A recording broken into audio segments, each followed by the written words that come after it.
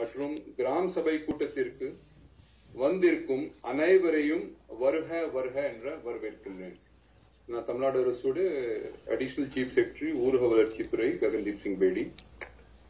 Gram மக்கள் தங்களை ஊராட்சி நிர்வாகத்தில் பங்கேற்பு செய்வதற்கும் வளர்ச்சி பாதையில் கிராம் ஊராட்சியை கொண்டு செல்வதற்கும் உரிய உரிமைகளை அளிக்க வேண்டும் என்பதே அரசின் நோக்கமாகும். அதற்காகவே ஆண்டுதோறும் 6 முறை கிராம் சபை கூட்டங்கள் நடத்தப்பட்டு வருகின்றன.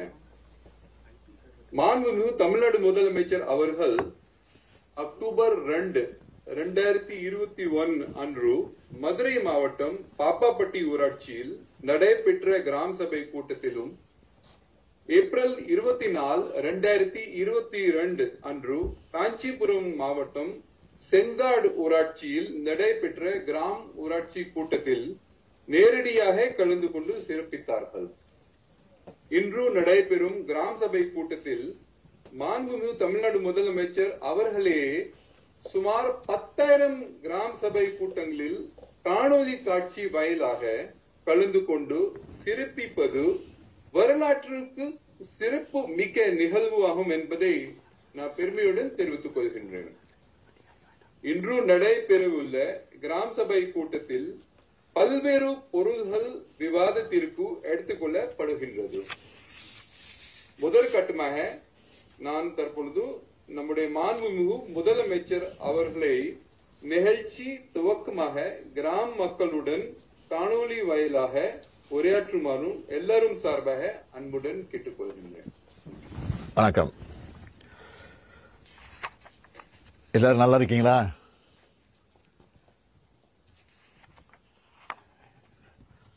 காணொலி காட்சி வாயிலாக கிராம சபை கூட்டங்களை கலந்து கொண்டு சிறப்பித்துக் கொண்டிருக்கக்கூடிய மாண்புமிகு அமைச்சர் பெருமக்களே, நாடாளுமன்ற சட்டமன்ற உறுப்பினர்களே, தலைமைச் செயலாளர் திரு முருகானந்தம் IAS அவர்களே, கூடுதல் தலைமைச் செயலாளர் திரு ககன்தீப் சிங் பேடி IAS அவர்களே, ஆணையர் திரு பொன்னையன் IAS அவர்களே, நிர்வாக இயக்குனர் திருமதி ரமண சரஸ்வதி IAS அவர்களே, மாவட்ட ஆட்சித்தலைவர்களே, உள்ளாட்சி அமைப்புகளின் பிரதிநிதிகளே, அரசு உயர் அலுவலர்களே, கிராம சபை கூட்டத்தில் கலந்து கொள்ள வந்துள்ள மதிப்பிற்குரிய பொதுமக்களே, பத்திரிகை மற்றும் ஊடகத்துறை சார்ந்திருக்கக்கூடிய நண்பர்களே, உங்கள் அனைவருக்கும் என்னுடைய அன்பான வணக்கம். நம்ம நாட்டோட முதுகெலும்பா இருக்கிறது கிராமங்கள் தான். அதனால தான் நம்ம தேசத்தந்தை காந்தி அவர்கள் விடுதலை இந்தியாவின் வலிமை கிராமங்களில் தான் இருக்குதுன்னு சொன்னதோட இந்தியா கிராமங்களில் தான் வாழுகிறதுன்னு ஆணித்தரமா சொன்னார். அப்படிப்பட்ட கிராமங்களை முன்னேற்றணும், கிராம பொருளாதாரத்தை வலிமையாக்கணும், கிராம நிர்வாகங்கள் வலிமையா இருக்கணும்னு ஜனநாயகபூர்வமாக சிந்திச்சு நாம பல்வேறு திட்டங்களை செயல்படுத்திக்கிட்டு இருக்கோம். இந்த திட்டங்கள் தான் தமிழ்நாட்டின் கிராம ஊராட்சிகளோட மேம்பாட்டுக்கு அடிப்படை. அதனால தான் நான் எதிர்க்கட்சி தலைவராக இருந்தப்போ தொடர்ந்து கிராம சபை கூட்டங்களில் பங்கெடுத்தேன். உங்கள் ஆதரவோட முதலமைச்சரான பிறகு இப்போ 3வது முறையாக கிராம சபை கூட்டத்தில் பங்கேற்கிறேன். இன்னும் பெருமையோடு சொல்கிறேன், வேறு எந்த முதலமைச்சரும் இப்படி கிராம சபை கூட்டங்களில் பங்கேற்றது இல்லை.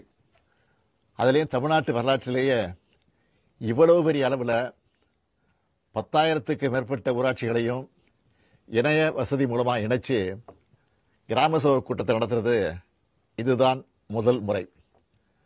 இதை சாத்தியப்படுத்திய மாண்புமிகு தகவல் தொழில்நுட்பவியல் மற்றும் டிஜிட்டல் சேவைகள் துறையினுடைய அமைச்சர் முனைவர் PTR பழனிவேல் தியாகராஜன் அவர்களுக்கும் அவருக்கு துணை நிற்கும் அதிகாரிகளுக்கும் பாராட்டுக்கள், வாழ்த்துக்கள். அதே போல நம்ம ஜனநாயக அமைப்போட அடித்தளமான கிராமங்களை உயர்த்த பணியாற்றி வரும் மாண்புமிகு ஊரக வளர்ச்சித்துறை அமைச்சர் திரு ஐ பெரியசாமி அவர்களுக்கும், அவருக்கு துணை நிற்கும் துறையின் செயலாளர் திரு ககன்தீப் சிங் பேடி ஐஏஎஸ் அவர்களுக்கும், திரு பொன்னையா உள்ளிட்ட அரசு அலுவலர்களுக்கும் பாராட்டுக்கள், வாழ்த்துக்கள்.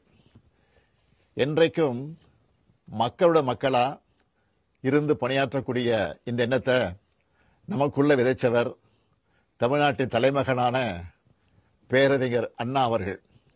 அவர்தான் மக்களிடம் செல், அவர்களுடன் வாழ், அவர்களிடமிருந்து கற்றுக்கொள், அவர்களை நேசி, அவர்களுக்கு சேவை செய்யு நமக்கு கட்டளையிட்டு நம்மை எல்லாம் ஆளாக்கியவர். பேரறிஞர் அண்ணா காட்டிய பாதையில தான் முத்தமிழறிஞர் கலைஞர் அவர்கள் சமூக நீதி, சமத்துவம், சமதர்மம் போன்ற உயர்ந்த லட்சியங்களை செயல்படுத்துறத நோக்கமாக கொண்டு திராவிட முன்னேற்ற கழக ஆட்சிகளை வழிநடத்தினார். தலைவர் கலைஞரின் வழித்தடத்தில் தான் நம்ம திராவிட மாடல் அரசும் பல்வேறு முன்னெடுப்புகளை செயல்படுத்தி சமத்துவம், சமதர்மம் மற்றும் சமூக நீதியை நிலைநாட்டி வருது. நாட்டுக்கே வழிகாட்டும் மாதிரியான ஏராளமான திட்டங்களை நீங்க உருவாக்கின நம்ம திராவிட மாடல் அரசு உருவாக்கி இருக்கு. கிராமப்புற பொருளாதாரத்தையும் பெண்களோட முன்னேற்றத்தையும் சாத்தியப்படுத்தின மாபெரும் திட்டம் மகளிர் சுய உதவிக் குழுக்கள் திட்டம். உங்களில் நிறைய பேர் சுய உதவி குழுக்களால் பயனடைஞ்சிருப்பீங்க. துணை முதலமைச்சராக இருந்தப்போ நானே பல மணி நேரம் மேடைகளில் நின்று சுடல்நிதி வழங்கியிருக்கிறேன். இது ஒரு அடுத்த கட்ட பாய்ச்சலாக தான் மகளிர் உரிமை தொகை கொடுக்குறோம். நீங்கள் எல்லாரும் கட்டணம் இல்லாமல் பஸ்ஸில் போகிறீங்களே, அந்த விடியல் பயண திட்டம் பெண்கள் முன்னேற்றத்தில் எவ்வளோ பெரிய பங்களிப்பை செலுத்துதுன்னு எண்ணி பாருங்க. நீங்கள் காலையில் சீக்கிரம் வேலைக்கு போகணும்னு அவசரமாக கிளம்புவீங்க. அதுக்கு நடுவில் சமையல் செய்யணும். ஆனால் அந்த சுமையை குறைக்க அரசு பள்ளிகளில் படிக்கிற நம்ம குழந்தைகளுக்கு சத்தாவும் சுவையாகவும் காலை உணவு கொடுக்குறோம். நம்ம வீட்டு பசங்க காலேஜ் முடிச்சுட்டு வேலைக்கு போகிறதுக்கு தயாராக இருக்க அளவுக்கு நான் முதல்வன் திட்டத்தில் திறன் மேம்பாட்டு பயிற்சிகளை வழங்குகிறோம். நம்ம பசங்க படித்து முன்னேறி வரணும்னு புதுமை பெண், தமிழ் புதல்வன் போன்ற திட்டங்களை செயல்படுத்திட்டு இருக்கோம். இப்படி ஒவ்வொரு துறையிலையும் பல திட்டங்களை நம்ம திராவிட மாடல் அரசு செயல்படுத்திட்டு வருது. இதெல்லாம் முத்திரை திட்டங்கள். இதே போல கிராம வளர்ச்சிக்குன்னு பல திட்டங்களை செயல்படுத்துகிறோம். கிராம மக்கள் தன்னுடைய ஊராட்சி நிர்வாகத்தில் பங்கேற்கவும், வளர்ச்சி பாதையில் கிராம ஊராட்சியை கொண்டு செல்லவும் உரிய உரிமைகளை அளிக்கணும் என்பதுதான் நம்ம அரசோட நோக்கம். அதுக்காக ஆண்டுதோறும் 6 முறை கிராம சபை கூட்டங்கள் நடத்தப்படுது. இந்த கிராம சபை கூட்டங்கள் தான் ஜனநாயகத்தோட முக்கியத்துவத்தை உணர வைக்கிற முக்கிய தருணம். நம்ம கிராமங்களோட தற்போதைய தேவைகள், வளர்ச்சி இலக்குகள் மற்றும் நலன்களை குறித்து நேரடியாக விவாதித்து தீர்மானங்களை நிறைவேற்றுற ஒரு விழாவாக கொண்டாடப்படணும். நம்ம திராவிட மாடல் அரசு சமூக நீதி, சமத்துவத்தை நிலைநாட்ட சுயமரியாதை அடிப்படையிலான சமூகத்தை உருவாக்கி வருது. இதோட ஒரு பகுதியாகத்தான் குடியிருப்புகள், சாலைகள், தெருக்களில் இழிவான தன்மையோட சாதி பெயர்கள் இருந்தால் அதை மாற்றி பொது பெயர்களை சூட்டும் நடவடிக்கை எடுக்கப்படுது. மேலும் நம்ம ஊர் நம்ம அரசு என்ற பேரில் கிராம சபையில் மக்கள் கலந்து ஆலோசித்து 3 முக்கிய தேவைகளை தேர்வு செஞ்சு தீர்மானம் நிறைவேற்றப்படணும். அப்படி கண்டறியப்படும் தேவைகள் உடனடியாக நிறைவேற்றப்படுறத மாவட்ட நிர்வாகம் உறுதி செய்யணும். குடிசையில்லா தமிழ்நாடு என்ற இலக்கை எட்டிடும் வகையில் கலைஞரின் கனவு இல்லம் என்ற புரட்சிகர திட்டம் துவங்கப்பட்டு கடந்த 2 ஆண்டுகளில் 7,000 கோடி ரூபாய் மதிப்பீட்டில் 2 லட்சம் வீடுகள் கட்ட முடிவெடுத்து 2024-25 இதுவரை 99,400 453 வீடுகள் கட்டி முடிக்கப்பட்டு மக்களுடைய பயன்பாட்டுக்கு வழங்கப்பட்டிருக்கு. 2025-26 இன்றைய நிலையில் 78,312 வீடுகள் கூரை மட்டம் நிலைக்கு மேலே முன்னேற்றத்தில் இருக்கு.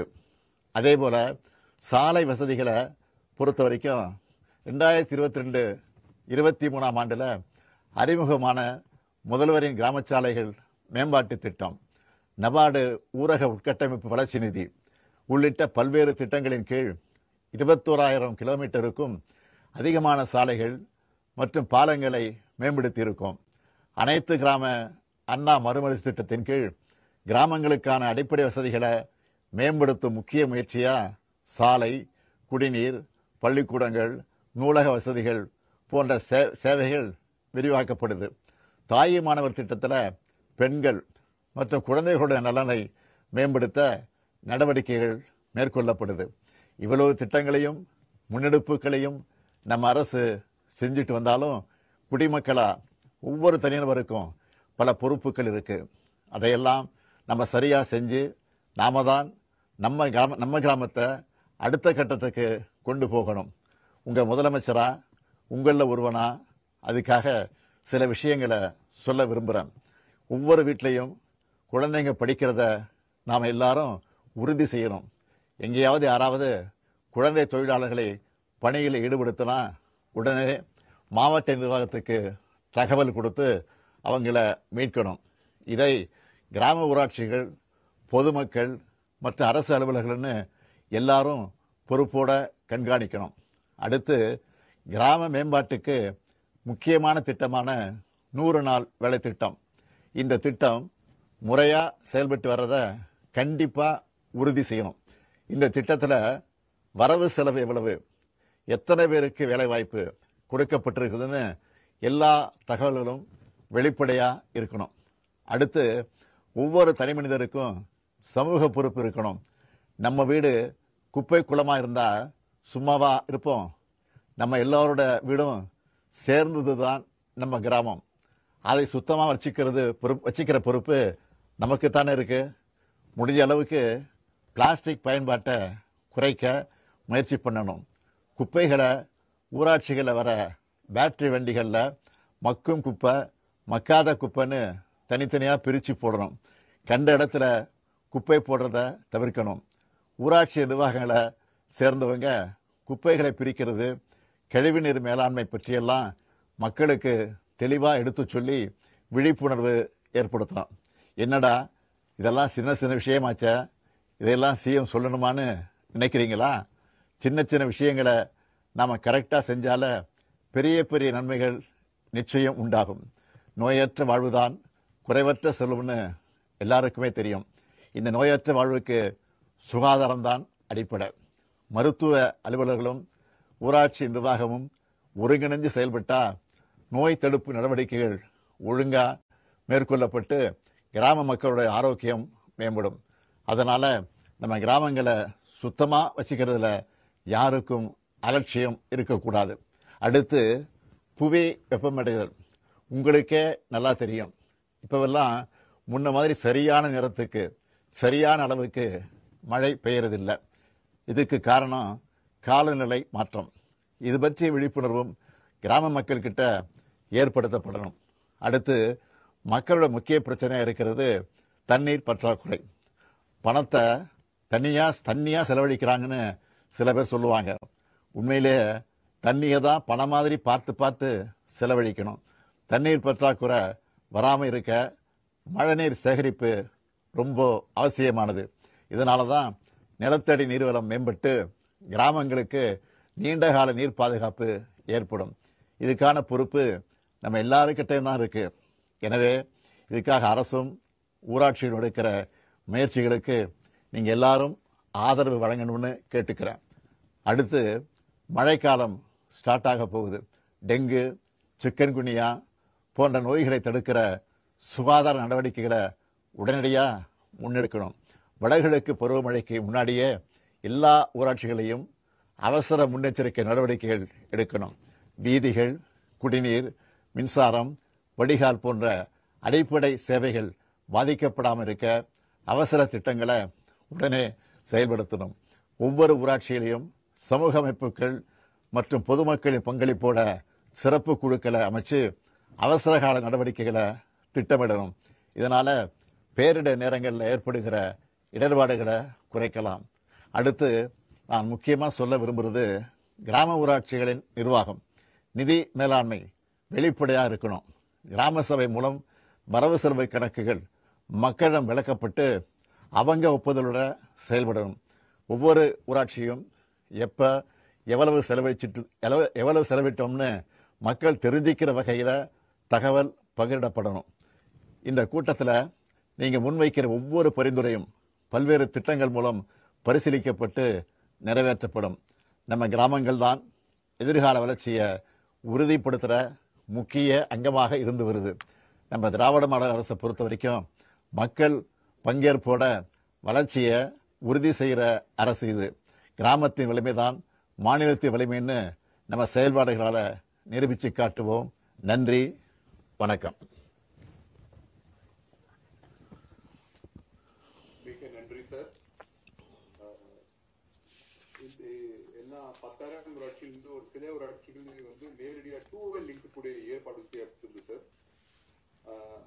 அதுல இருந்தும் முதல் கட்டமாக சார் அனுமதியுடன் செங்கல்பேட் மாவட்டத்திலிருந்து கோவலம் ஊராட்சி மன்ற தலைவர் அவர்கள் இந்த லிங்க்ல ஜாயின் பண்ணிருக்காங்க. அவங்களே தன்னுடைய கருத்துகள் ஆனரபிள் முதலமைச்சர் அவர்களை தெரிவிக்குமாறு நான் பதில் கேட்கிறேன். கேள்வி கேட்கறாங்களா? பெரும் மதிப்புக்குரிய மாண்புமிகு தமிழக முதலமைச்சர் அவர்களுக்கு வணக்கம். வணக்கம். வணக்கம். நல்லா இருக்கீங்களா? நல்லா இருக்கேங்க ஐயா. நாங்க ஊர் மக்களும் நல்லா இருக்காங்க. மகிழ்ச்சிமா. நம்ம ஊராட்சி பகுதியில் விடியல் பயண திட்டம் பயனுள்ளதா இருக்கா? பஸ் வருதா? ஏதாவது நீங்க அதை பத்தி சொல்ல விரும்புறீங்களாமா? கண்டிப்பாக ஐயா. விடியல் பயணம் திட்டத்துல நமது கோவலம் ஊராட்சியில 3000 பெண்மணிகள் பயன்பெறாங்க. பாத்தீங்கன்னா மாதத்துக்கு 2500 ரூபாய் சேமிப்பா இருக்கு. இது மட்டும் இல்லாம மகளிர் உரிமை தொகை ஒரு 1000 ரூபாய். ஒவ்வொரு மகளிருக்குமே 3500 ரூபாய் மாதத்துல சேமிப்பா இருக்குங்க. இந்த மாதிரி மகத்தான திட்டத்தை கொடுத்தவங்களுக்கு மனமார்ந்த நன்றியை தெரிவித்துக் கொள்கிறோம். நன்றி. அடுத்து விழுப்புரம் மாவட்டம். முதலமைச்சர் ஐயா அவர்களுக்கு வணக்கம்.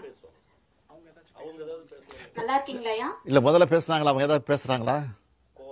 கோவலம் கோவலம் உட்காருங்கம்மா. நீங்க உட்காருங்க. அவங்க கோவலத்தை பேசி முடிச்சு. கோவலம், நீங்க ஏதாவது சொல்ல விரும்புறீங்களா?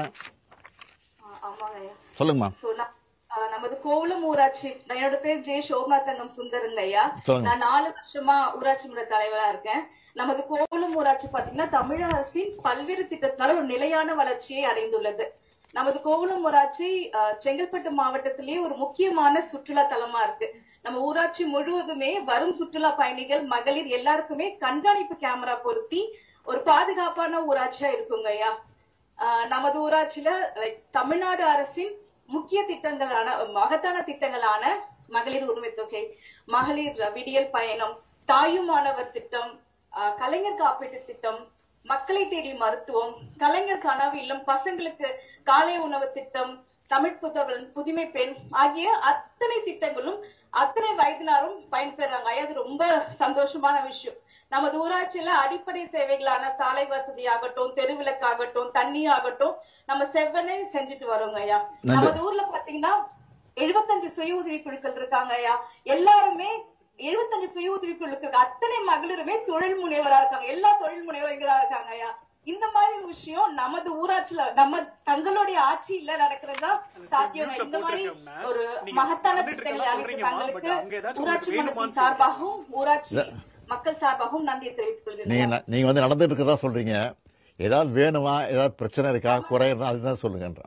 3 கோரிக்கை இருக்குங்க ஐயா. சொல்லுங்க. கோவலம் கூட்டூர்ல இருந்து கேளம்பாக்கம் ரோட் ஃபுல்லா தெரு விளக்கு வேணுங்க ஐயா. இது ஒண்ணு.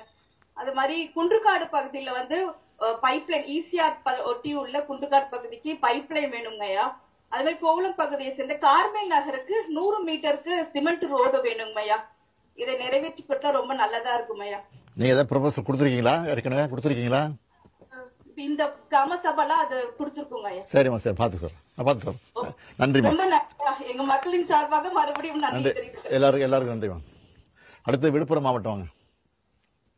விழுப்புரம் கிராம ஊராட்சி கொண்டாங்க திருமதி ரேவதி. விழுப்புரம் மாவட்டம். ஆமா, நான் ஒரு கேள்வி கேட்டுறேன். முதல்ல தாய் மாணவர் திட்டத்தில் உங்க ஊராட்சியில் எத்தனை பேர் பயன்பெறாங்க? அதே மாதிரி 60 வயசுக்கு மேற்பட்டவங்களுக்கு ரேஷன் பொருட்கள் வீட்டுக்கு வந்து கொடுக்க சொல்லியிருக்கோம். அதெல்லாம் கொடுக்குறாங்களா? அதை பத்தியா சொல்ல முடியும்? ஐயா, எங்க கிராம பகுதியில மொத்தம் 24 பேர் இந்த திட்டத்தின் மூலமா பயன்பெறாங்க. நன்றி நன்றி. நன்றிங்க ஐயா. வேற ஏதாவது சொல்ல விரும்புறீங்களா? வேற ஏதாவது? ஆமாங்க ஐயா. சொல்லுங்க. மாண்புமிகு முதலமைச்சர் ஐயா அவர்களுக்கு எனது கனிவான வணக்கம். எனது பெயர் ரேவதி. நல்லா இருக்கீங்களா ஐயா? நல்லா இருக்கு. நீங்க நல்லா இருக்கீங்களா? நல்லா இருக்கேன் ஐயா. மகிழ்ச்சி. நான் ஓம் சக்தி மகளிர் சுய குழுல உறுப்பினரா இருக்கேன். எங்க குழுவானது ஊராட்சி அளவிலான கூட்டமைப்புல இணைஞ்சிருக்கு. இதன் மூலமா எனக்கு தொழிற்கடனாக சமுதாய முதலீட்டு நிதியிலிருந்து ஒரு 1.5 லட்சம் ரூபாய் கடன் கொடுத்தாங்க ஐயா. இந்த கடனை பயன்படுத்தி 2 தையல் மிஷின், ஒரு ஓர்லாக் மிஷின் வாங்கி கடை ஒண்ணு வச்சிருக்கேன். அந்த கடையில இருந்து வரும் வருமானத்துல எனது குடும்ப செலவிற்கும் பிள்ளைங்களோட படிப்பு செலவிற்கும் நான் வாங்கி கடனையும் என்னால கட்ட முடியுது ஐயா. என்ன போல இருக்கிற 2 மகளிருக்கும் எந்த தொழிலை கத்து கொடுத்து அவங்களையும் வேலைக்கு வச்சிருக்கேன். என்னாலயும் 2 பேருக்கு சம்பளம் கொடுக்க முடியுதுன்றத பெருமையா சொல்லிக்கிறேன் ஐயா. மாண்புமிகு இந்த அளவுக்கு என்ன உயர்த்திய மாண்புமிகு முதலமைச்சர் ஐயா அவர்களுக்கு மீண்டும் ஒரு முறை நன்றியை தெரிவித்துக் கொள்கிறேன் ஐயா. வேற ஏதாவது உங்க ஊரை பொறுத்த வரைக்கும் ஏதாவது பிரச்சனை இருக்கா? ஏதாவது சொல்லணுமா? கோரிக்கை இருக்கா? ஆமாங்க ஐயா, சொல்லுங்க. 3 முத்தான கோரிக்கைகள் இருக்கு ஐயா. சொல்லுங்க. எங்க கிராம பகுதியில மேல்நிலை நீர்த்தேக்க தொட்டி பழுதடைந்து உடைக்கப்பட்டிருக்கு. அதை புதிதாக கட்டித்தர கோரிக்கை வைக்கிறேன் ஐயா.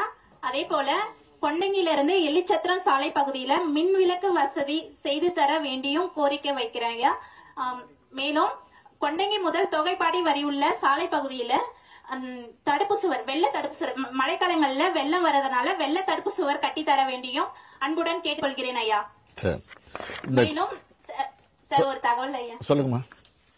எங்க மகளிர் குழு வந்து கொரோனா டைம்ல ஒரு 7 லட்சம் ரூபாய் சமுதாய கூட்டுறவு சங்கம்ல வங்கி கடன் வாங்கியிருந்தோம். தாங்கள் ஆட்சிக்கு வந்ததுனால எங்களுக்கு அந்த கடன் தள்ளுபடி ஆயிற்று. அதை எங்க மக்கள் சார்பா உங்களுக்கு நன்றியை தெரிவித்துக் கொள்கிறேன் ஐயா.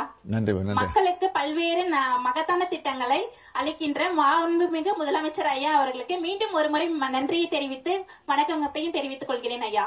உங்க ஊருக்கு அந்த கேம்ப்லாம் வந்துச்சாமா? இப்ப அனுப்பிச்சு கேம்ப்லாம் 2 முறை நடைபெற்றது ஐயா. ஜூன் 12ஆம் தேதி ஒரு முறையும் செப்டம்பர் 12ஆம் தேதி ஒரு முறையும் நடைபெற்றது ஐயா. நீங்க போயிருந்தீங்களா? ஃபுல்லா இருந்தீங்களா? 2 இடத்துக்குமே நான் போயிருந்தேன் ஐயா. எல்லாம் கரெக்டா நடந்துச்சா? பிரச்சனை இல்லையா? எல்லாமே நல்லபடியா நடந்தது ஐயா. சரிம்மா, சரி, நன்றிம்மா. நன்றி. அடுத்தது கோயம்புத்தூர் வாராப்பட்டி கிராம ஊராட்சி திரு இளமுருகன். மாண்புமிகு தமிழக முதலமைச்சர் ஐயா அவர்களுக்கு வணக்கம் ஐயா. வணக்கம். நல்லா இருக்கீங்களா? நல்லா இருக்கீங்களா? நாங்க நல்லா இருக்கிறோம். மக்களும் சிறப்பா இருக்காங்க, சந்தோஷமா இருக்காங்க. சரி, உங்க ஊர்ல சாலை வசதிகள் முழுமையா செய்யப்பட்டிருக்கா? சொல்லுங்க. தற்போது ஐயா தமிழக முதல்வரின் சாலை சீரமைப்பு திட்டத்தின் மூலமா புதிய 3 சாலைகள் அமைச்சிருக்காங்க ஐயா. அந்த சாலை மூலமா விவசாயிகள் பாலுக்கு போறவங்க மற்றும் காய்கறி கொண்டு போறவங்க எல்லாம் சிறப்பா பயனடைகிறாங்க. அந்த சாலை வசதி நல்லபடியா இருக்குங்க ஐயா.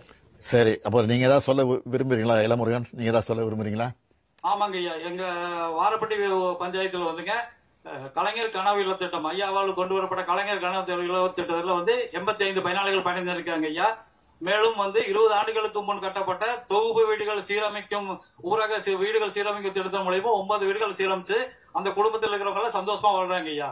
மேலும் எங்களது ஊராட்சியில 1800 மக்கள் வாழக்கூடிய வாரப்பட்டி என்ற ஊர் இருக்குங்க. அந்த சிற்றூருக்கு சாலை வசதி இல்லைங்க ஐயா. அந்த சாலை வசதி சிறப்பா இருக்கு, குடிநீர் வசதி சிறப்பா இருக்கு, தெருவிளக்கு இருக்குங்க. ஆனா பஸ் வசதி இல்லைங்க ஐயா. அந்த பஸ் வசதி அமைத்து கொடுத்தீங்கன்னா கல்லூரிக்கு செல்லும் மாணவ மாணவிகளுக்கும் வேலைக்காக நகர்ப்புறங்களுக்கு செல்வர்களுக்கும் பயனுள்ளதாக இருக்குங்க. எங்க ஊர் அந்த வாரப்பட்டி ஊர்ல இருந்து 2 கிலோமீட்டருக்கு அந்த சந்திராபுரம் ஊர்ல S27 77 2 பஸ் வருதுங்க ஐயா. அந்த 2 பஸ் எங்க ஊர் வரைக்கும் நீட்டிச்சீங்கன்னா உங்களுடைய இந்தியாவே பாராட்டக்கூடிய விடியல் பயண திட்டத்துக்கு எங்க மக்கள்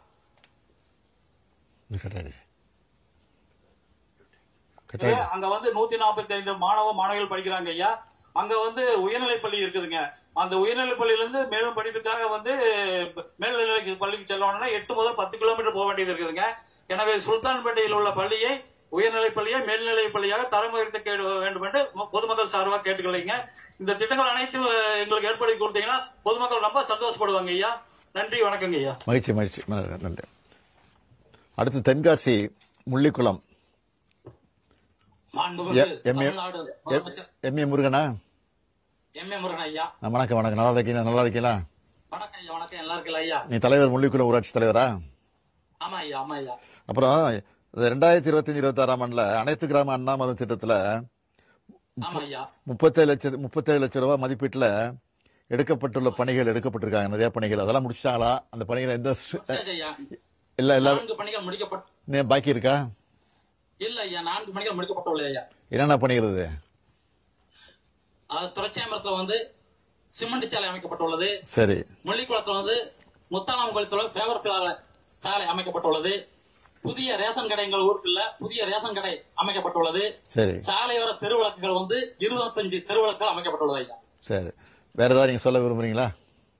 ஐயா, தங்களுடைய ஆட்சியில வந்து காலை சிற்றுண்டி உணவு திட்டத்தின் மூலம் 32 மாணவர்கள் பயன்பெற்றுள்ளனர்.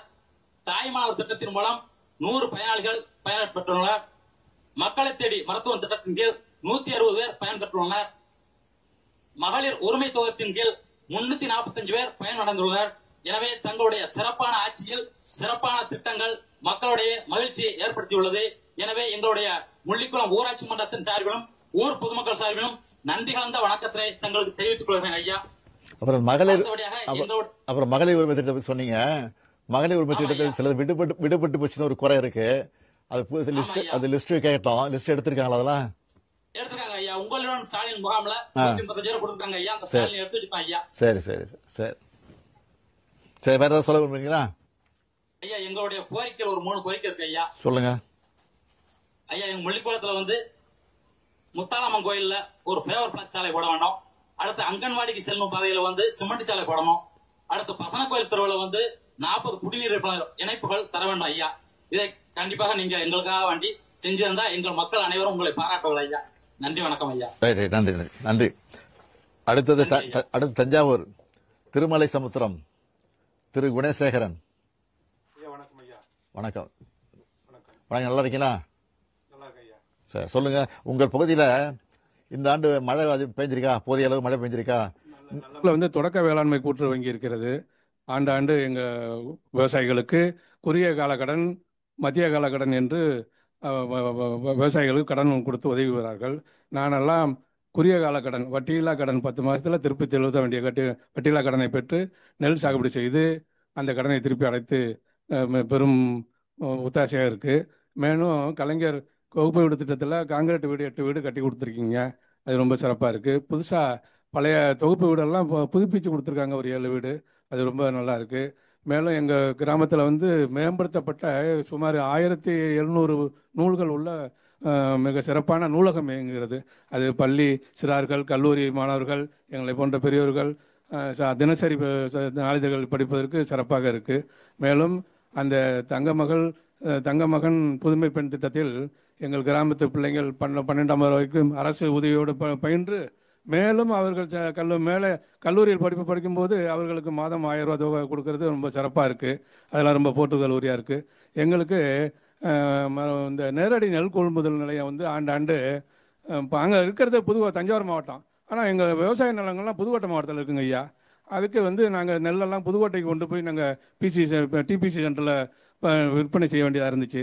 சென்ற 2 ஆண்டாக நமது நாடாளுமன்ற உறுப்பினர், சட்டமன்ற உறுப்பினர்லாம் அணுகி எங்கள் ஊரிலேயே அந்த நேரடி நெல் கொள்முதல் நிலையத்தை தற்காலிகமாக அமைத்து கொடுத்து எங்களுடைய அறுவடை காலத்தில் அதை பயன்பெறும்படி கோரிக்கை வைத்தோம். அவர்கள் மனமும் வந்து 2 ஆண்டுகளாக அந்த நேரடி நெல் கொள்முதல் நிலையத்தில் எங்கள் கிராமத்திலேயே அமைத்து, ஏன்னா நாங்கள் புதுக்கோட்டைக்கும் தஞ்சாவூருக்கும் பார்டரில் தஞ்சாவூர் மாவட்டத்தில் குடிக்கோம், விவசாயம் பண்ணுறது புதுக்கோட்டை மாவட்டத்தில் பண்ணுறோம். அதை கொண்டு போய் நாங்கள் விற்பனை செய்யும்போது 2000-3000 வாடகை தேவைப்படுது அந்த வண்டி வாகனத்துக்கு. அதை 2 ஆண்டுகளாக சிறப்பாக அந்த அதிகாரிகள் எங்களுக்கு மெனக்கட்டு நாங்கள் எங்கள் கிராமத்திலேயே இந்த நேரடி நெல் கொள்முதல் நிலையத்தை அமைத்து கொடுத்து நாங்கள் விற்பனை செய்து பலன் அடைந்தோம். வர காலங்களிலும் அதே மாதிரி நேரடி நெல் கொள்முதல்களை எங்கள் கிராமத்தில் அமைத்து விவசாயிகள் பலன் பெறும் வகையில் நீங்கள் அதுக்கான ஆவணம் செய்ய வேண்டும். மேலும் நாங்கள் தேசிய நெடுஞ்சாலை 6 வழிச்சாலையில் குடியிருக்கிறோம். எங்கள் ஊரில் எங்கள் விவசாய நிலங்கள் பூராக எங்கள் ஊருக்கும் வடக்குப்புறம் அமைந்திருக்கிறது. எங்களுக்கு ஊருக்கும் தென்புறம் தான் எங்கள் விவசாய நிலங்கள் இருக்குது. நாங்கள் இந்த சாலையை கடந்து தான் அந்த விவசாய ஏரிகளுக்கோ பம்பு செட்டுகளுக்கோ எங்கள் கழனிகளுக்கோ செல்ல வேண்டியதாக இருக்கிறது. இது தற்சமயம் சென்ற மாதம் கூட அந்த இடையில் அந்த போக்குவரத்தை தடை செய்வதற்கு நம்ம தமிழ்நாடு அரசு காவல்துறையும் நெடுஞ்சாலைத்துறையும் வந்து விட்டார்கள். அதை அந்த உள்ள நடுப்புற போக முடியாமல் எங்களுக்கு 2 பக்கமும் அங்கிட்டு இங்கிட்டு போக முடியாமல் பண்ணிட்டாங்கன்னா நாங்கள் விவசாயம் பண்ண முடியாது. வண்டி மாடு கால்நடைகள் டிராக்டர்கள் எல்லாம் செல்ல முடியாது. அதனால இந்த இடையில அந்த மீடியேட்டர் அமைச்சு கொடுக்கும்படி தங்களுடன் கோரிக்கை வைக்கிறேன். மிக்க நன்றி ஐயா. நன்றி. இப்போ நான் பல்வேறு உட்காருங்க. நன்றி, உட்காருங்க. இப்போ நான் கிளம்புறேன். ஏன்னா பல்வேறு பணிகள் இருக்கு எனக்கு. உங்கள் கிராமத்தில் தேவையான முக்கியமான 3 தீர்மானங்களை கொடுக்க சொல்லியிருக்கோம். அது தீர்மானமாக போட்டு நீங்கள் நிறைவேற்றி அங்கே கொடுத்துருங்க. அதை நான் முன்னெடுக்கக்கூடிய முயற்சியில் நிச்சயமாக அதிகாரிகள் ஈடுபடுவாங்க. சரிங்க ஐயா. அப்புறம் அங்கே இருக்கிற அமைச்சர்கள், சட்டமன்ற உறுப்பினர்கள், நாடாளுமன்ற உறுப்பினர்லாம் வந்திருப்பாங்க. அவங்ககிட்டே இதெல்லாம் சொல்லிட்டு போங்க. ஏன்னா எல்லாம் அதே மாதிரி ஃபாலோ பண்ணீங்க. நன்றி சொல்லிடுங்க. மாண்புமிகு வணக்கம். இந்த வரலாற்று சிறப்பு மிக்க கிராம சபை கூட்டத்தில் கலந்து கொண்டு சிறப்பித்த நல்ல ஆலோசனைகள் வழங்கிய மாண்புமிகு தமிழ்நாடு முதலமைச்சர் அவர்களுக்கு எங்களது நன்றார்ந்த நன்றியினை தெரிவித்துக் கொள்கிறோம். பல்வேறு கிராம சபையில் கலந்து கொண்டுள்ள மாண்புமிகு அமைச்சர் பெருமக்களுக்கும் தலைமைச் செயலாளர் அவர்களுக்கும் அரசு கூடுதல் தலைமைச் செயலாளர் ஊரக வளர்ச்சி மற்றும் ஊராட்சித்துறை அவர்களுக்கும் மற்றும் திருமதி ரமண சரஸ்வதி உள்ளிட்ட அரசு உயர் அலுவலர்களுக்கும் அனைவருக்கும் எனது நன்றியினை தெரிவித்துக் கொள்கிறேன். இந்த கிராம சபையில் கலந்து கொண்டுள்ள அனைத்து பொதுமக்களுக்கும் கிராம சபையில் 12,480 கிராம சபைகளிலும் ஏற்பாடு செய்த அனைத்து அலுவலர்களுக்கும் எனது நன்றியை தெரிவித்துக் கொள்கிறேன்.